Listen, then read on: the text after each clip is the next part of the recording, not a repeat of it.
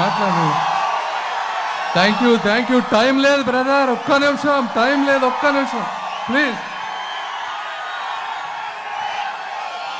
తరతరాలుగా జీవనోపాధినిస్తున్నటువంటి భూములని రాష్ట్రాభివృద్ధి కోసం త్యాగం చేసిన నా తాడికొండ సోదర సోదరీమణులకు, రక్తమంతా పసుపుతో నింపుకున్న తెలుగుదేశం పార్టీ కార్యకర్తలకు, నాయకులకు,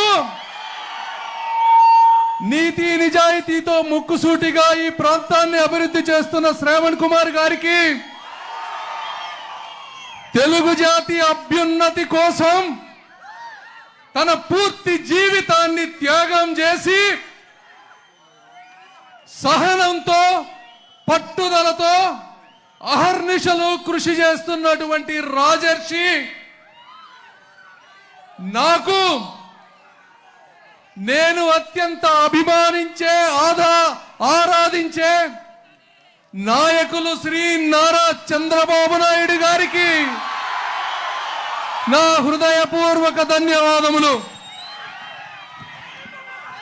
ఒక్కసారి వెనక్కి వెళ్ళి చూస్తే 2014-19 సంవత్సరంలో రాష్ట్రం విడిపోయిన తర్వాత నారా చంద్రబాబు నాయుడు గారు ఏపీ అనే 2 కళ్ళని, ఏ అంటే అమరావతి, పి అంటే పోలవరం అనే 2 ప్రాథమిక సూత్రాలతో సంక్షేమాన్ని కలుపుకొని సమగ్ర రాష్ట్రాభివృద్ధికి పూలబాటలు మొదలుపెట్టారు.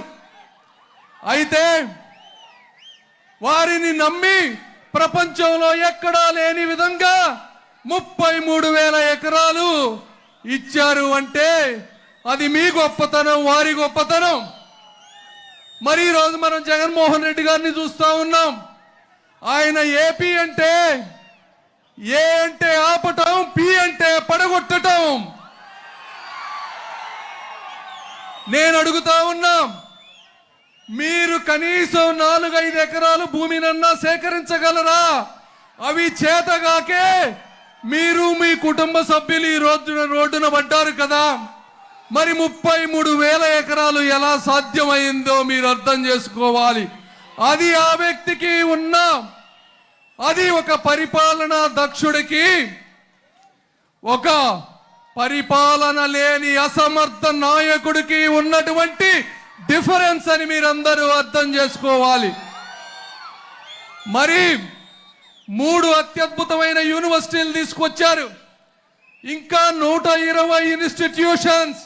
చంద్రబాబు నాయుడు గారు పొద్దున సాయంత్రం కష్టపడి ఒక్కొక్కరిని 4-5 సార్లు కలిసి ఎంతమందికో భూమినిచ్చి జీవోలు ఇస్తే 120 సంస్థలని కేవలం ఈ వ్యక్తి మీద ఉన్నటువంటి కక్షతో ఒక వర్గం మీద వర్గాలు సృష్టించి అవన్నీ క్యాన్సిల్ చేసినటువంటి దుర్మార్గపు ముఖ్యమంత్రి జగన్మోహన్ రెడ్డి గారు.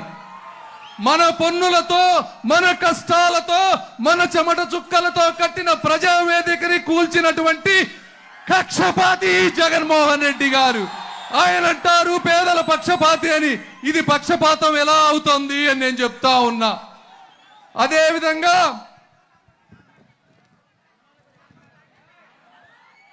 ఒక కన్స్ట్రక్షన్ జరిగితే, ఒక భవనం కన్స్ట్రక్షన్ జరిగితే ఎంతమందికి ఉపాధి వస్తుంది? ఒక ఇంజనీర్ బాగుపడతాడు, ఆర్కిటెక్ట్ బాగుపడతాడు, పెయింటర్ బాగుపడతాడు, సిమెంట్ వర్క్ చేసేవాడు బాగుపడతాడు, ఎలక్ట్రీషియన్ బాగుపడతాడు. ఇలా ఎంతో మంది వేల లక్షల భవన కార్మికులు బాగుపడతారు. వీటన్నిటినీ ఆపేసి వాళ్ళ పొట్టగొట్టావు. ఎన్నో రోడ్లు వేస్తే అవి వాటిని అడవుల్లాగా తయారు చేసావు. అడవుల్ని వాటిని మెయింటైన్ చేయటం చేతగాక రైతు కూలీలకు నష్టం చేశావు. 900 కోట్ల రూపాయల డబ్బు సెంట్రల్ గవర్నమెంట్ ఇస్తే అవి వాడుకోవడం చేతగాక పక్క రాష్ట్రాలకి, పక్క పథకాలకి నువ్వు డైవర్ట్ చేశావు. మరి రాజధానిని ఆ విధంగా అన్యాయం చేశావు. పోనీ పోలవరం అన్నా చేసావా అంటే అది లేదు. 71% పనులు 4 సంవత్సరాల్లో చంద్రబాబు నాయుడు గారు చేశారు. ఎలా సాధ్యమైంది అంటే ప్రతి వారం సమీక్ష చేసి అది ప్రజల ప్రాజెక్టు కాదు, నా సొంత ప్రాజెక్ట్ అనే విధంగా చేశారు. కాబట్టి 4.5 సంవత్సరాల్లో ముంపు గ్రామాలను కలిపి మరి సాధించారు. ఈ 5 సంవత్సరాల్లో వచ్చిన తర్వాత రివర్స్ ట్రెండ్ అని నీ సొంత మనుషులకి ప్రాజెక్టులు కట్టబెట్టావు. కనీసం 4% పనులు కూడా 4 సంవత్సరాల్లో నువ్వు చేయలేకపోయావు. ఆ కాంట్రాక్టర్ ఇక్కడ నుంచి వెళ్ళిపోయి ఉత్తరప్రదేశ్ లో పైపులు వేసుకుంటా ఉన్నారు జల్ జీవన్ మిషన్ లో. మన రాష్ట్రానికి రావాల్సిన జల్ జీవన్ మిషన్ మొత్తం కూడా పోయింది. ఈ విధంగా చెప్పుకుంటా పోతే ఎంతో సమయం పడుతుంది జగన్మోహన్ రెడ్డి గారి పరిపాలన. రైల్వే జోన్ గురించి మాట్లాడే వ్యక్తులు లేరు. 31 మంది ఎంపీలు ఉన్నారు రాజ్యసభ లోక్సభలో కలిపి. కనీసం సమస్యలని ప్రశ్నించడం దేవుడెరుగు, చర్చించడం కూడా లేనటువంటి పరిస్థితి ఈ రోజు లోక్సభలో. కాబట్టి సమయాభావం తక్కువ ఉంది, మీరేమీ అనుకోవద్దు. ముఖ్యంగా 2 చెప్తా ఉన్నాను, తెలుగు జాతి అందరూ అర్థం చేసుకోవాలి. మీకు కన్స్ట్రక్షన్ కావాలో డిస్ట్రక్షన్ కావాలో చూసుకోవాలి, అభివృద్ధి కావాలో లేకపోతే నిరంకుశత్వం కావాలో ఆలోచించుకొని మీరందరూ తప్పనిసరిగా తెలుగుదేశం పార్టీని అఖండ మెజారిటీతో గెలిపించాలని మనస్ఫూర్తిగా కోరుకుంటూ సెలవు తీసుకున్నాను. Thank you.